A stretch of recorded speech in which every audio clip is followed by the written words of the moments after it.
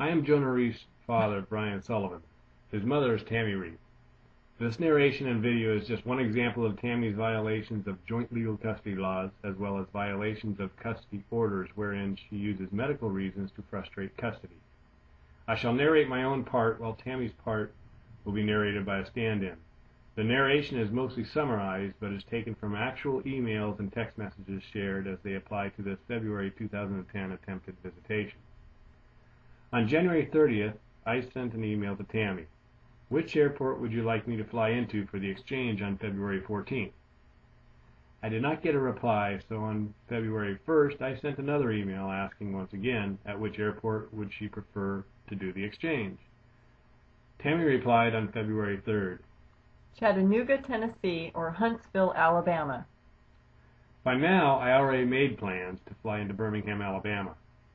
On February 4th, my attorney Jane sent a letter to Tammy's attorney Kate with my complete itinerary showing I will arrive in Birmingham Airport at 10:10 a.m. Sunday, February 14th on American Airlines, and that she is to meet me there for the exchange per court order. On February 11th, Kate sent a letter to Jane informing us that Tammy will not be at the airport for the exchange. She also told us for the first time that Tammy scheduled emergency ear surgery for Jonah and that he had a pre-op appointment on Monday, February 15th for surgery on Thursday, February 18th, I believe. My first thought is, if this is an emergency, why is surgery scheduled for over a week away?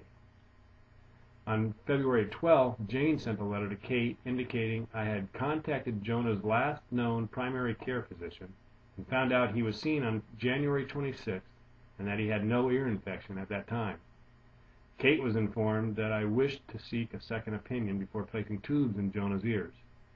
Also, summarizing their conversation when Jane told Kate that Tammy would be in contempt of court if she did not do the exchange at the airport as ordered by Judge Pollock, Kate said, "What are you going to do, arrest her?"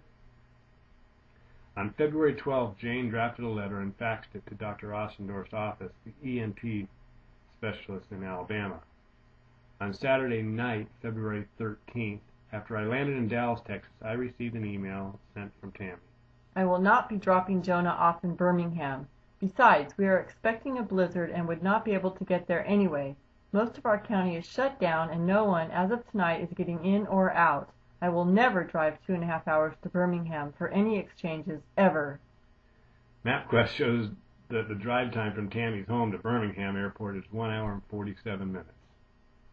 I replied to Tammy at 10:41 p.m. informing her that I spoke to the Fort Payne police station at noon that day, and they said all roads were passable with a possible storm to come through Sunday evening.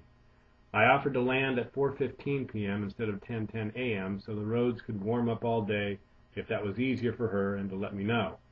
I also asked for the doctor's name, address, phone number, and time of the pre-op appointment on Monday. She never gave me any of that information. At 7:49 a.m. on Sunday, February 14th, I tell Tammy in an email, "It is supposed to get up to 48 degrees today in Fort Payne." Also, I spoke to Kathy at the Fort Payne Police Department who said no problem with roads today and travel to Birmingham Airport should be easy. Let me know about the exchange at the airport later today. At 9:05 a.m. on Sunday, Tammy responded to my emails. Yeah, right, clown. And I don't live in Fort Payne. I am 45 minutes up on the mountain, in the mountains, away from Fort Payne. On a rainy day, if there's open, unicy roads, it can take over an hour down mountain roads to get to Fort Payne. And I have documentation from the police here, and all roads are shut down, and our county here is shut down. You are a liar. I am laughing at you, and so is everyone here. We just made the news for severe weather and county closures. What's the police officer name?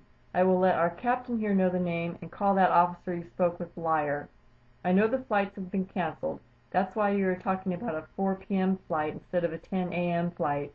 I know it's snowing in Dallas right now, and the temperature here is 29 degrees. I have proof, fool. I was in Dallas with my family reading this email. We looked outside and saw that it was sunny, not snowing. As well, MapQuest shows that the drive time from Tammy's home to Fort Payne is 26 minutes.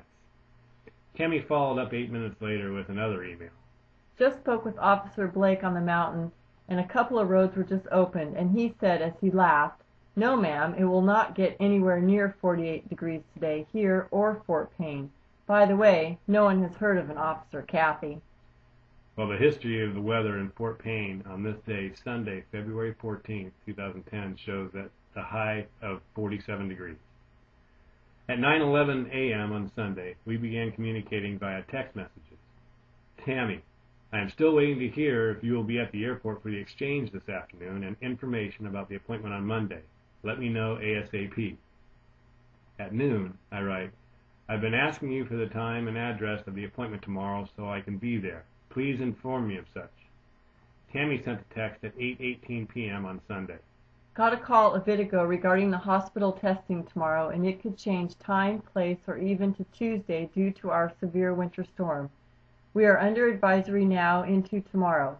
I will not know until tomorrow or if I will even be able to get out due to snow and ice. Our county is shut down and just made NBC Nightly News.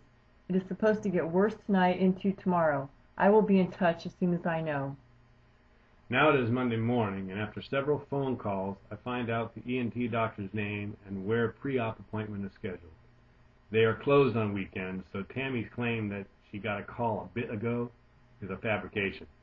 I waited outside the hospital location for the pre-op appointment until they opened and found out Jonah's appointment was 9 a.m.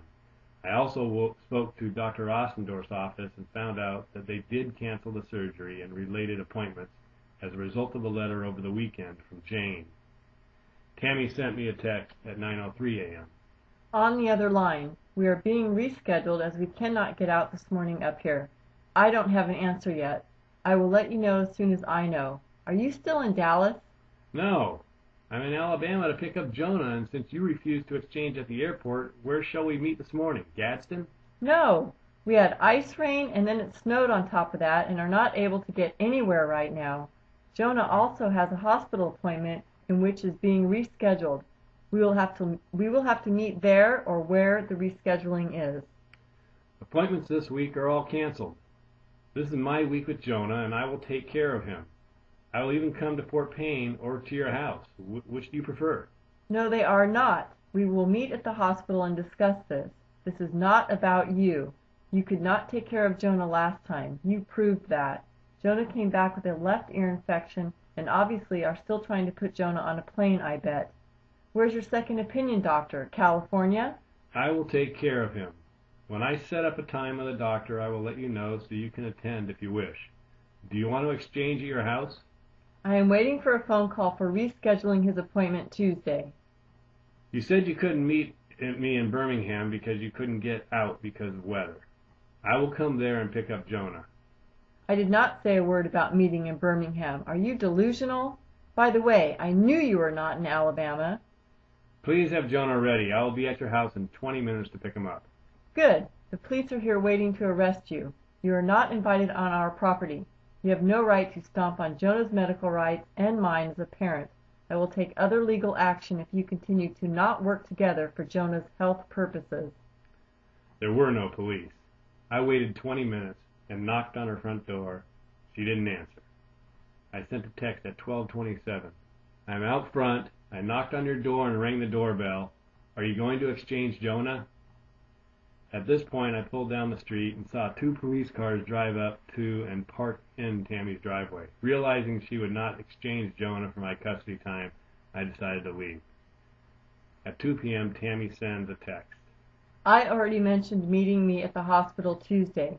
You are a bully. You stormed my front door and scared the crap out of my landlady. Mrs. Walling is upset that you trespassed on our property. You are a madman. Now you can see part 2, which is the video of these events as they unfolded.